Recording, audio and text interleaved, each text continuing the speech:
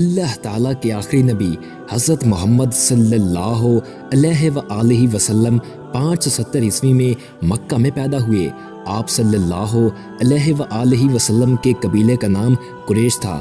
آپ صلی اللہ علیہ وآلہ وسلم کی والدہ کا نام حضرت آمنہ اور والد کا نام حضرت عبداللہ تھا۔ آپ صلی اللہ علیہ وآلہ وسلم کے والد آپ کی پیدائش سے چند ہفتے بعد ہی وفات پا گئے تھے۔ جب آپ صلی اللہ علیہ وآلہ وسلم 8 سال کے تھے تو آپ صلی اللہ علیہ وآلہ وسلم کے دادا بھی وفات پا گئے۔ پھر آپ صلی اللہ علیہ وآلہ وسلم کی پرورش آپ صلی اللہ علیہ وآلہ وسلم کے چاچا ابو طالب نے کی۔ آپ صلی اللہ علیہ وآلہ وسلم ہمیشہ سچ بولتے اور وعدہ پورا کرتے، اسی وجہ سے مکہ کے لوگ آپ صلی اللہ علیہ وآلہ وسلم کو صادق اور امین کہتے۔ 25 برس کی عمر میں آپ صلی اللہ علیہ وآلہ وسلم حضرت خدیجہ رضی اللہ تعالی عنہما کا تجارت کا سامان لے کر شام گئے۔ حضور صلی اللہ علیہ وآلہ وسلم کی ایمانداری سے متاثر ہو کر حضرت خدیجہ رضی اللہ تعالی عنہما نے انہیں نکاح کا پیغام بھیجا۔ نکاح کے وقت حضرت خدیجہ کی عمر 40 سال تھی اور آپ صلی اللہ علیہ وآلہ وسلم کی عمر 25 سال تھی۔ آپ صلی اللہ علیہ وآلہ وسلم غار حرا میں اکثر جاتے اور تنہائی میں اللہ تعالیٰ سے دعائیں کرتے۔ جب آپ صلی اللہ علیہ وآلہ وسلم 40 سال کے ہوئے تو ایک دن وہاں اللہ تعالیٰ کے فرشتے حضرت جبرائیل علیہ السلام آئے۔ انہوں نے بتایا کہ اللہ تعالیٰ نے آپ صلی اللہ علیہ وآلہ وسلم کو آخری نبی چن لیا ہے۔ آپ صلی اللہ علیہ وآلہ وسلم گھر آئے اور اپنی زوجہ حضرت خدیجہ رضی اللہ تعالی عنہما کو یہ بات بتائی۔ وہ فوراً اللہ پر ایمان لے آئیں۔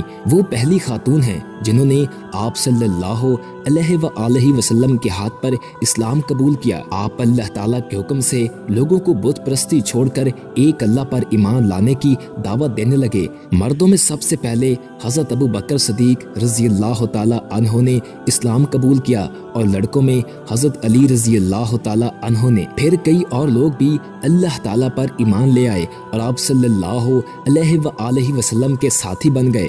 یہ دیکھ کر قریش کے سردار آپ صلی اللہ علیہ وآلہ وسلم کی مخالفت کرنے لگے۔ مدینہ کے لوگوں نے آپ صلی اللہ علیہ وآلہ وسلم کو وہاں آنے اور سردار بننے کی درخواست کی۔ جب کفار مکہ نے آپ صلی اللہ علیہ وآلہ وسلم پر اور آپ صلی اللہ علیہ وآلہ وسلم کے ساتھیوں پر ظلم کی انتہا کر دی تو اللہ تعالیٰ نے آپ صلی اللہ علیہ وآلہ وسلم کو حکم دیا کہ ساتھیوں سمیت مدینہ ہجرت کر جائیں۔